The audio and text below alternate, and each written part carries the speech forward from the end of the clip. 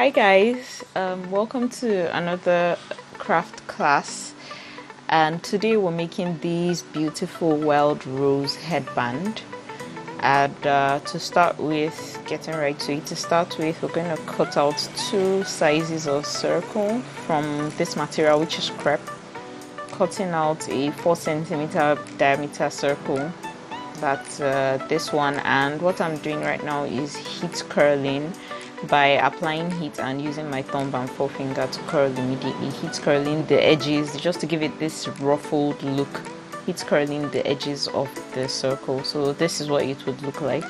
After heat curling, I would cut the center of this particular material. Now remember, this one is 4 centimeters in diameter. There's a reason why I'm cutting the center of this material, which you would see later. So we're just gonna cut it, and set it aside, after which we're gonna cut two 6 cm diameter materials and do exactly the same thing we did with this 4 centimeter material. We're going to heat curl the edges of this material.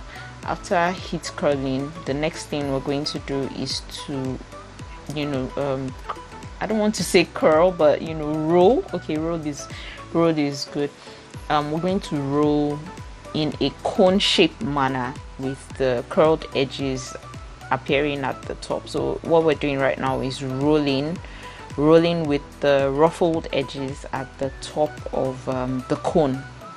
Exactly, so that's what I'm doing, rolling the first one. If we wanted a very small circle, this would have been fine, but I want to make our flower a bit wider, a bit bigger. So I'm going to join the second, just at the end where the rolling ended, we're going to join the second flower just like this. We're going to roll exactly this way. If you're not okay with how to hold your materials together, you can use glue at the edge, but I don't want to use glue. I'm just gonna use that 4 centimeter fabric and dip or insert this first flower, insert it into that last flower, with this one making like an additional petal. So this is exactly what it's going to look like. And now what I would be doing is to fluff out the edges a bit, fluff it out to make our circle a bit more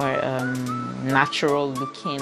Then I'm going to cut the base of the cone, or the tip of the cone.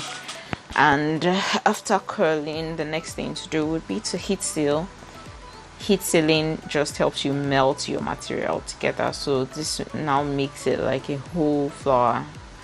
Looks good, right? So after doing this, the next thing we're going to do is to attach a coated bead, or a pearl as we call them here.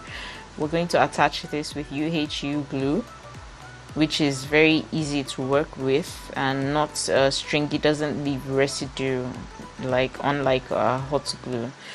So just gonna place that neatly in the center of our flower, just for a little detail. After doing this, okay, now we have our full flower. This flower is going to measure from 3 centimeters to 3.5 centimeters. If you want a bigger flower, you can use a wider diameter to start with, or you're just going to use more circular cutouts, like those 8 centimeter circles. So now what I'm going to do is attach each and every flower to this steel headband, which is like 5 millimeters in diameter. And just going to look for the center of the headband, and then place the first rose centrally at the center of the headband. This is just to make sure that we're balanced on both sides.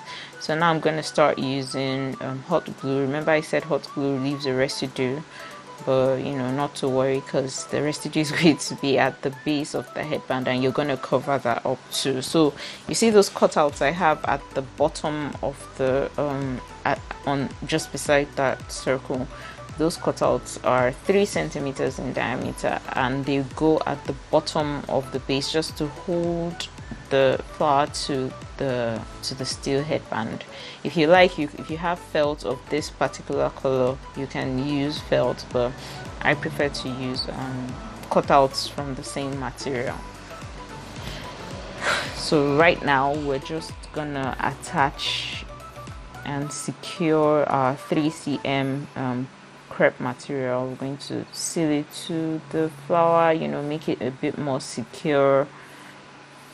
After doing this, we're going to, you know, obviously we're leaving it for a few seconds to dry, so it's getting dried right now, and the point is to continue attaching. Since we have our central rows, continue attaching flowers to we're attaching 4 flowers to either side of the headband. So this is just what we're going to keep doing. We're going to keep attaching flowers to this headband. I know some are wondering why I'm using a small headband. Trust me, if you can attach the base of whatever material you have to whatever you're attaching to your headband, if you can attach the base with glue, you're good to go.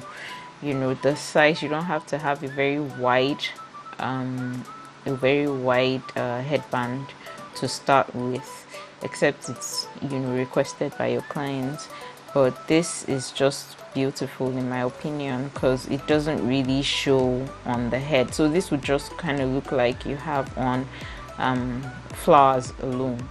The headband won't be too obvious. I think that's really the point of having headbands this thin, really. Okay, so this didn't sit properly on the steel headband, so I just moved to position. Remember to do all of that before your glue dries, and hot glue does dry quickly, so try as much as possible to reattach your material to the flower as quickly as possible.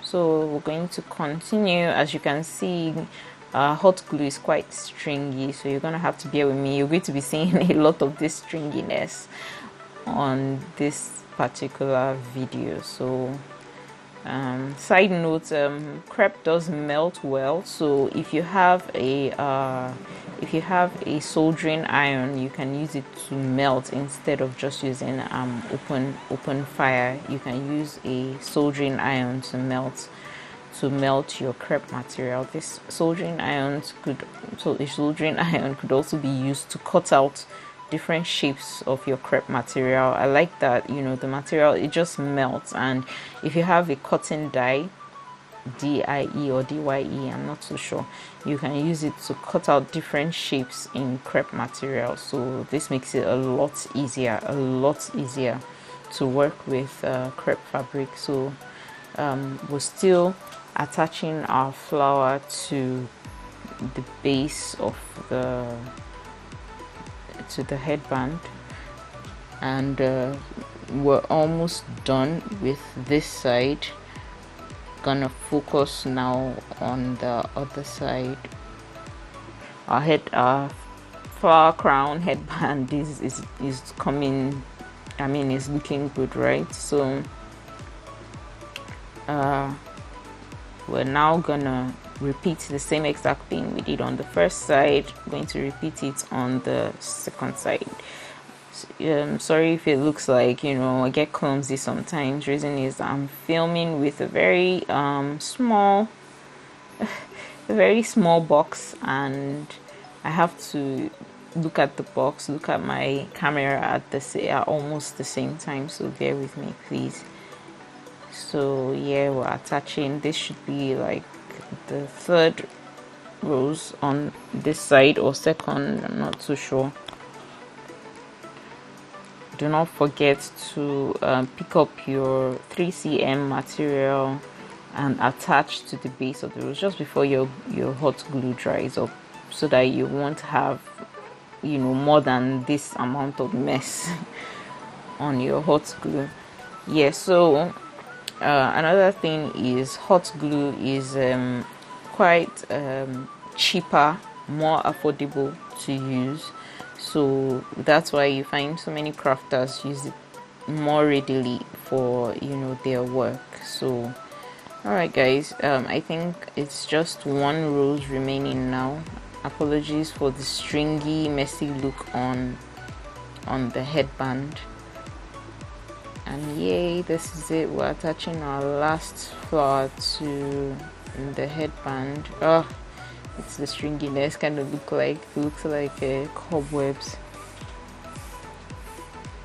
Trying to secure it as much as possible with the hand. Apply pressure. Could be hot sometimes, but you know, we kind of get used to it. If you are a regular user of hot glue, you would definitely get used to it. So that's it. We have our rose headband together now. So this is how we do what we do. I hope you did enjoy the video. Thank you guys for watching. I really appreciate you. Please do subscribe and like my videos. That would be amazing.